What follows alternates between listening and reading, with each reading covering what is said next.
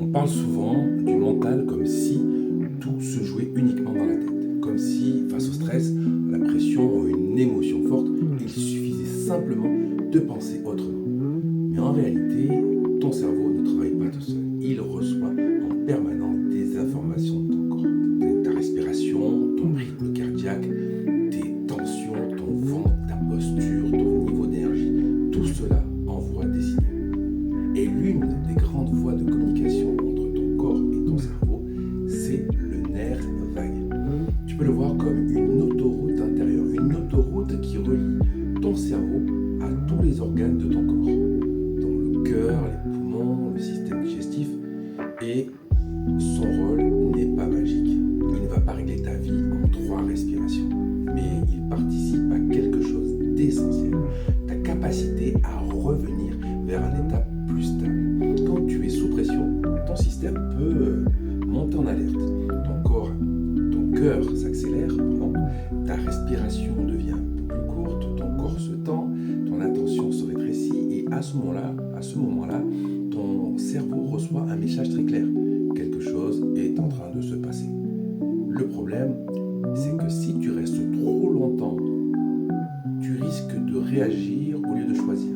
Tu peux forcer une action, te fermer ou interpréter une situation avec moins de lucidité. Ici, on travaille pas seulement les pensées, on travaille aussi les signaux du corps.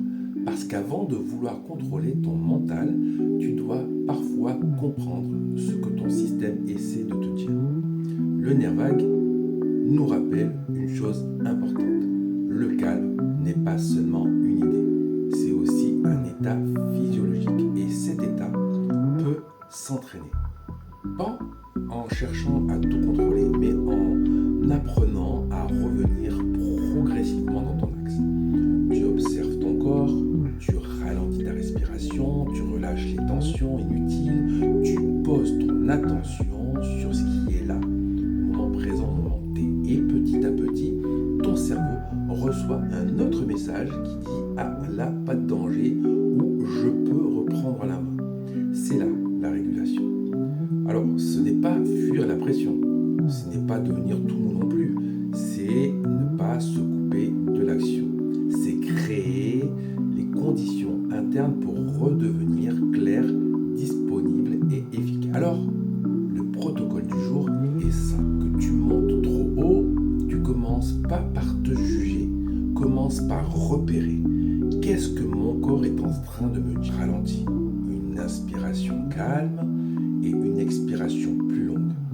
Tu redescends les épaules, tu desserres la mâchoire et t'ancres bien tes pieds au sol. Et puis, pose-toi une seule question. Pour retrouver ton mental, tu dois d'abord repasser par ton corps. Le nerf vague n'est pas une formule magique, mais il nous rappelle que le cerveau, le cœur et le corps sont en dialogue permanent. Et plus tu apprends à écouter ce dialogue, plus tu deviens capable de répondre avec maîtrise au lieu de réagir sous pression. On ne force pas le mental, on régule d'abord le système. Et c'est souvent là que la vraie performance commence. C'était le protocole du coach et je te dis à bientôt.